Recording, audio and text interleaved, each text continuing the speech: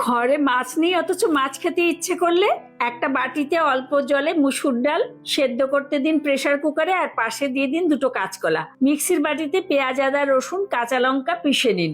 ছাড়ানো কাঁচকলা চটকে নিয়ে সেদ্ধ ডাল, পেঁয়াজ রসুনের পেস্ট 2 চামচ, নুন, চিনি, লঙ্কা, জিরা, ধনে, হলুদ, গরম মশলা 2 টেবিল চামচ, ভাজা বেসন আর 2 টেবিল চামচ চালের গুঁড়ো দিয়ে একটা মন্ড তৈরি করে রাখুন। হাতে একটু তেল বুলিয়ে অল্প অল্প ডো নিয়ে মাছের পিস তৈরি করে নিন। শেপটা দেবেন যেন মাছের পিস। তারপরে গরম তেলে ভেজে রাখুন। ওই তেলেই শুকনো লঙ্কা, গরম মশলা, গোটা জিরে, চিনি ফোড়নে দিয়ে পেঁয়াজ রসুন বাটা দিয়ে কষুন। 2 টেবিল চামচ টক দইয়ে হলুদ, জিরা, ধনে, ঝাল লঙ্কা, লাল লঙ্কা, গরম মশলার গুঁড়ো ভালো করে ফেটিয়ে রাখুন। পেঁয়াজ কষে গেলে টমেটো পিউরি দিয়ে কষিয়ে নিন। আরো একটু কষে গেলে গুঁড়ো মশলা আর দইয়ের পেস্টটা দিয়ে ভালো করে কষান। নুন